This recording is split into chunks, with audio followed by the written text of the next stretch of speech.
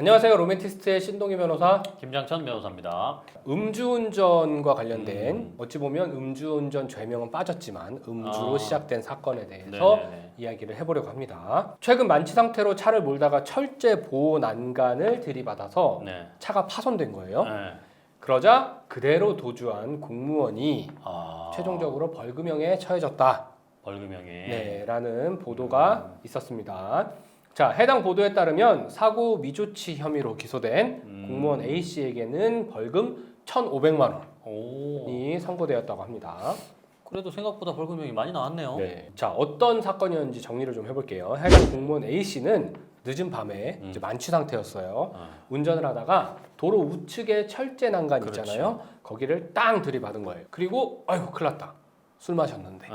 그래서 어떻게 했겠어요? 내려서 차를 버리고 도망간 거예요? 도주했어요. 자, 그런데 여기서 그치지 않고 이 수사기관의 초창기 수사에서 자신의 배우자가 이 사건 사고를 일으킨 것처럼 거짓말을 했어요. 이렇게 정리를 하니까 최근에 좀 떠오르는 사건이 있어요. 자, 저희 방송에서 다뤘던 네네네네. 자, 김호중 씨의 사건과 유사한 거 아닌가? 이거 술 먹고 사고 내서 딴 사람이 했다. 구조가 좀 비슷하네.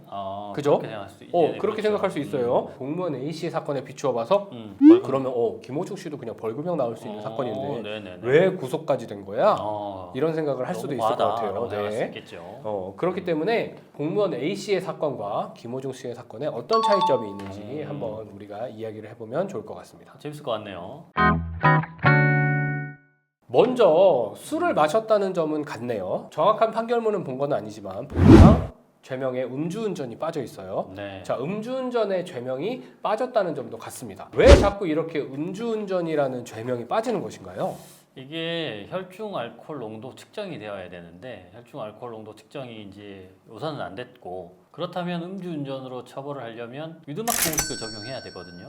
위드마크 공식을 적용하려면 뭐 키, 몸무게 이런 것들은 다 나올 테니까 어떤 술의 종류를 얼마만큼, 언제, 어느 기간 동안 먹었느냐 이런 것들이 입증이 돼야 돼요. 운전할 때의 혈중 알코올 농도가 측정이 안 됐더라도 몇 시에 술을 마신 사실이 있는가는 어느 정도 술을 마셨는지까지 포함해서 이제 확인이 돼야 되는 거죠. 맞아요. 그렇게 확인이 되어야 위드마크 공식을 적용할 수 있고, 그렇지 않으면 사실은 적용하기가 쉽지 않죠. 그래서 지금 최근에는 뭐 김호중 방지법이라고 발의한다고도 하고 있죠. 그렇죠. 그래서 이제 예를 들면 술을 마시고 사고를 냈어요. 그러면 다른 곳에 가서 술을 더 먹어버려. 그러면 내가 이거 운전할 때 술 먹은 게 아니라 운전 끝나고 술 먹은 거야. 그렇죠. 이렇게 얘기할 수도 있고, 아니면 지금 이 공무원 A 씨처럼 술 먹고 사고 낸 다음에 도망가.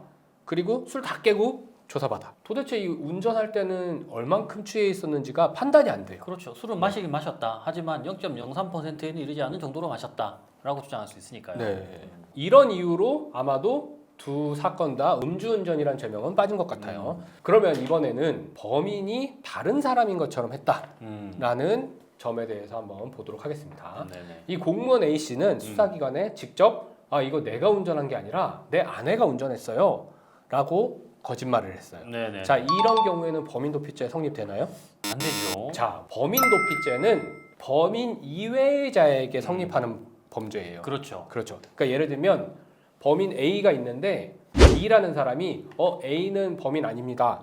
뭐 혹은 A를 도망가게 하거나 뭐 이렇게 해야 B에게 성립할 수 있는 범죄잖아요. 근데 범인인 A 자신이 나 범인 아니에요.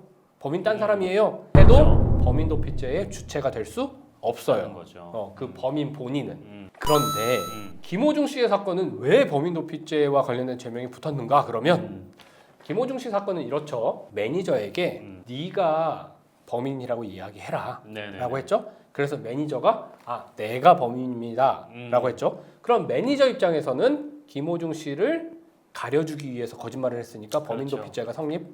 하는 거죠. 그러면 매니저가 범인도피죄가 성립됐는데 그 매니저한테 범인도피 행위를 시킨 게 누구예요? 김호중 씨가 그런 걸 시켰다고 해서 범인도피 교사가 성립됐다는 거예요. 범인도피 행위를 스스로 한 거는 처벌이 안 되는데 교사죄는 됩니다. 그러니까 타인에게 나를 도피케 한 정범은 범인도피 교사죄가 성립을 해요. 그래서 이 사건은 그렇게 다른 거예요. 만약에 김호중 씨가 스스로 수사기관에 만약에 불려가서 사실 제가 운전한 게 아니고요. 네. 매니저가 운전한 거예요. 이렇게 얘기했으면 범인도피죄가 성립 안 하는 거죠. 그 공무원 사건에서 네. 위계에 의한 공무집행방해죄는 성립 안 했나? 자, 위계에 의한 네. 공무집행방해죄가 성립하려면 이 수사기관이 도저히 알아챌 수 없을 만큼의 위계를 사용해야 해요. 그냥 단순히 나는 범인 아닙니다. 이 정도는 당연히 수사기관이 밝혀야 하는 공무집행 범위 내에서 방해가 있었다고 보지 않기 때문에 그 정도로는 위계에 의한 공무집행방해죄가 성립하지 않고요. 만약에 그 차량에 안에 혈액을 갖다 묻혀놨어. 그리고 가서 내 안에 혈액이 있지 않습니까? 이 정도로 막 혈액을 위조하거나 수사기관이 수사하는 데 있어서 실제 혼란을 일으킬 것만큼 그래야 위계에 의한 공무집행방해죄가 일반적으로 성립하는 것이죠. 그래도 그 혐의에 해당할 수는 있다라는 네. 점을 기억하셔야겠어요. 네네. 그리고 마지막으로 이 죄명에 있어서 크게 다른 점은 이 공무원 A 씨는 사고 위조치라는 그렇죠. 점만 있다는 거예요. 김호중 씨는 사람이 타고 있는 차를 치였죠. 그렇죠. 그래서 이제 상해라는 결과를 일으켰어요. 네. 그래서 사람이라는 피해자가 있는 거고 이 공무원 A 씨는 그냥 철제 난간인 물건을 받았기 때문에 그냥 물건만 부서진 상태에서 도주를 한 거죠. 그렇죠. 사람이 다쳤을 때의 도주와 물건이 부서졌을 때의 도주는 죄명 자체가 다르고 법정형도 꽤 많이 차이가 납니다. 상당히 차이가 나죠. 네. 그러니까 김호중 씨 같은 사건은 소위 말해서 인피 물피가 다 있는 거고 네. 방금 공무원 같은 경우는 물피만 있는 거죠. 네. 자, 오늘은 이제 음주운전으로 발생된 사고 네네. 그리고 최근에 있었던 두 가지 사건을 비교하면서 한번 이야기를 해봤습니다.